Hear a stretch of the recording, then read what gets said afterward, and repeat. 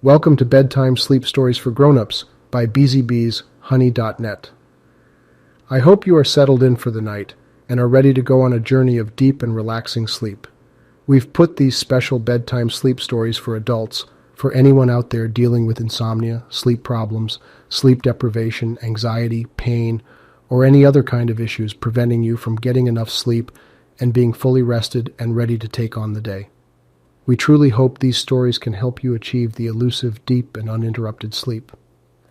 Please enjoy this episode and consider subscribing to our channel to support and help the spread of these sleep stories to people all over the world with the same issues that brought you to this video.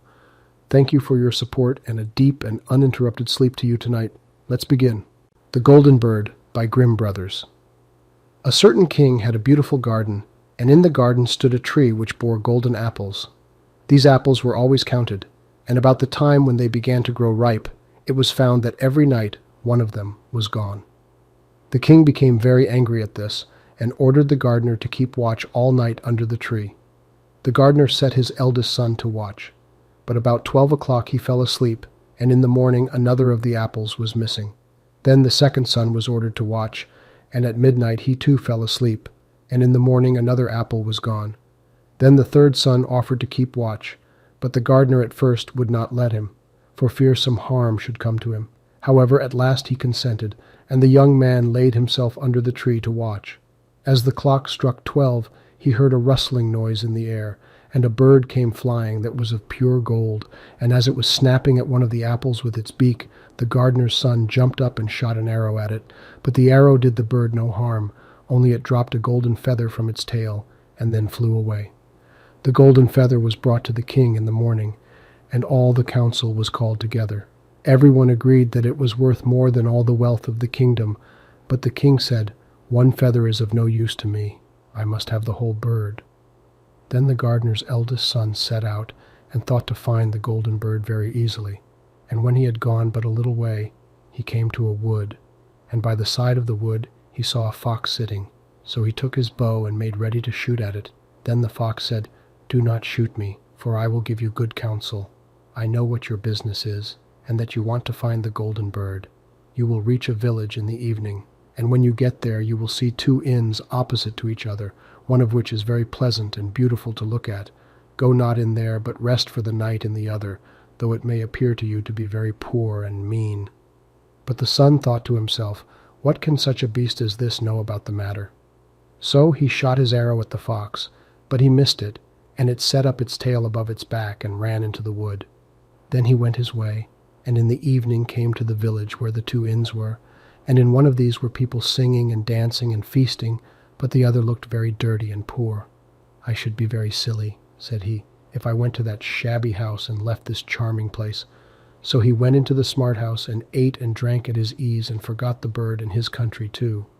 Time passed on, and as the eldest son did not come back and no tidings were heard of him, the second son set out and the same thing happened to him.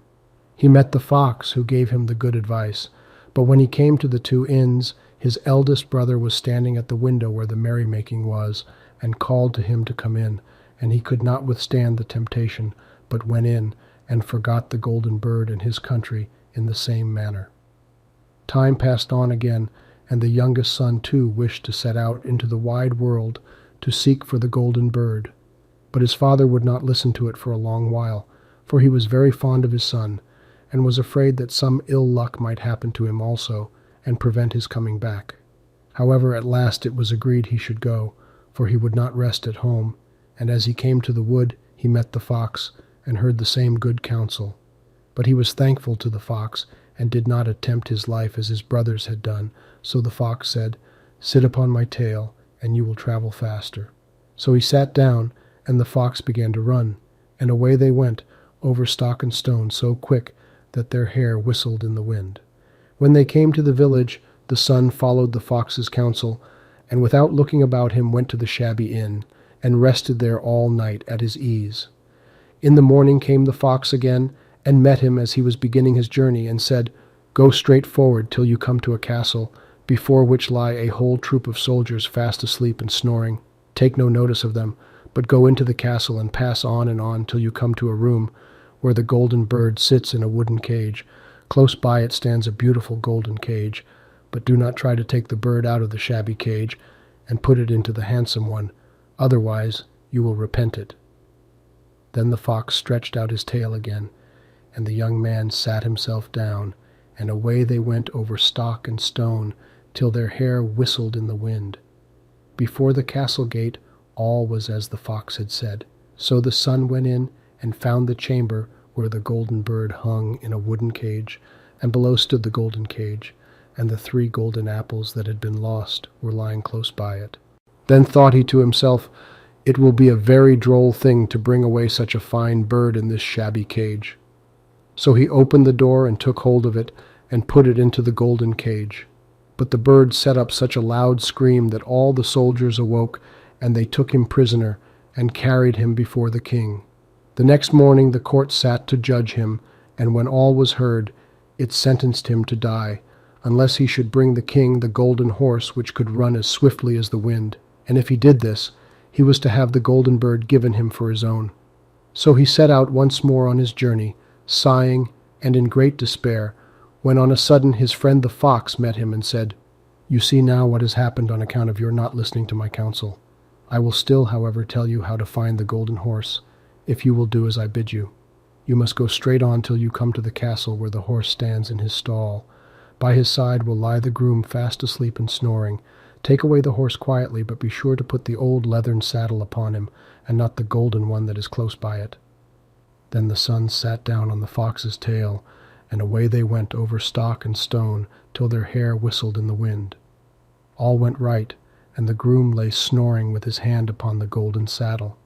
But when the son looked at the horse, he thought it a great pity to put the leathern saddle upon it. "I will give him the good one," said he. "I am sure he deserves it." As he took up the golden saddle, the groom awoke and cried out so loud that all the guards ran in and took him prisoner, and in the morning he was again brought before the court to be judged, and was sentenced to die. But it was agreed that if he could bring thither the beautiful princess, he should live, and have the bird and the horse given him for his own. Then he went his way very sorrowful, but the old fox came and said, "Why did not you listen to me? If you had, you would have carried away both the bird and the horse.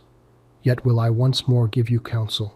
Go straight on, and in the evening you will arrive at a castle.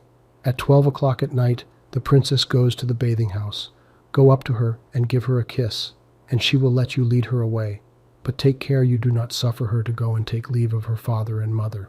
Then the fox stretched out his tail, and so away they went over stock and stone till their hair whistled again. As they came to the castle, all was as the fox had said, and at 12 o'clock the young man met the princess going to the bath, and gave her the kiss, and she agreed to run away with him, but begged with many tears that he would let her take leave of her father. At first he refused, but she wept still more and fell at his feet, till at last he consented. But the moment she came to her father's house, the guards awoke, and he was taken prisoner again. Then he was brought before the king, and the king said, "You shall never have my daughter, unless in 8 days you dig away the hill that stops the view from my window."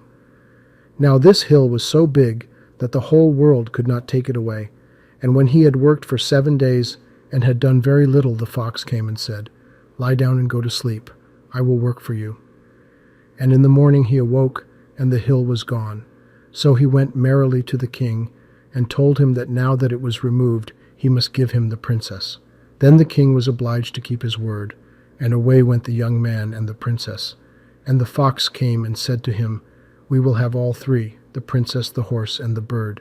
"Ah," said the young man, "that would be a great thing, but how can you contrive it?" "If you will only listen," said the fox, "it can be done.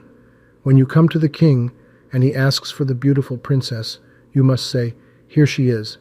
Then he will be very joyful, and you will mount the golden horse that they are to give you, and put out your hand to take leave of them, but shake hands with the princess last. Then lift her quickly onto the horse behind you, clap your spurs to his side, and gallop away as fast as you can." All went right. Then the fox said, "When you come to the castle where the bird is, I will stay with the princess at the door, and you will ride in and speak to the king, and when he sees that it is the right horse, he will bring out the bird.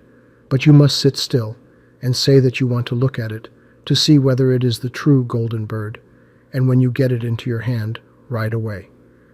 This too happened as the fox said. They carried off the bird, the princess mounted again, and they rode on to a great wood. Then the fox came and said, "Pray kill me and cut off my head and my feet." But the young man refused to do it, so the fox said, "I will at any rate give you good counsel. Beware of two things: ransom no one from the gallows, and sit down by the side of no river." Then away he went. "Well," thought the young man, "it is no hard matter to keep that advice." He rode on with the princess, till at last he came to the village where he had left his two brothers, and there he heard a great noise and uproar, and when he asked what was the matter, the people said, "Two men are going to be hanged." As he came nearer, he saw that the two men were his brothers, who had turned robbers, so he said, "Cannot they in any way be saved?" But the people said, "No, unless he would bestow all his money upon the rascals and buy their liberty." Then he did not stay to think about the matter, but paid what was asked, and his brothers were given up, and went on with him towards their home. And as they came to the wood where the fox first met them, it was so cool and pleasant that the two brothers said, "Let us sit down by the side of the river and rest a while to eat and drink." So he said, "Yes," and forgot the fox's counsel and sat down on the side of the river, and while he suspected nothing, they came behind and threw him down the bank, and took the princess, the horse, and the bird, and went home to the king their master, and said, "All this have we won by our labor." Then there was great rejoicing made, but the horse would not eat, the bird would not sing, and the princess wept. The youngest son fell to the bottom of the river's bed. Luckily it was nearly dry, but his bones were almost broken, and the bank was so steep that he could find no way to get out. Then the old fox came once more and scolded him for not following his advice. Otherwise no evil would have befallen him. "Yet," said he, "I cannot leave you here, so lay hold of my tail and hold fast." Then he pulled him out of the river, and said to him as he got upon the bank, "Your brothers have set watch to kill you, if they find you in the kingdom." So he dressed himself as a poor man, and came secretly to the king's court, and was scarcely within the doors, when the horse began to eat, and the bird to sing, and Princess left off weeping. Then he went to the king, and told him all his brothers' roguery, and they were seized and punished, and he had the princess given to him again, and after the king's death he was heir to his kingdom. A long while after, he went to walk one day in the wood, and the old fox met him, and besought him with tears in his eyes to kill him, and cut off his head and feet. And at last he did so, and in a moment the fox was changed into a man, and turned out to be the brother of the princess, who had been lost a great many years.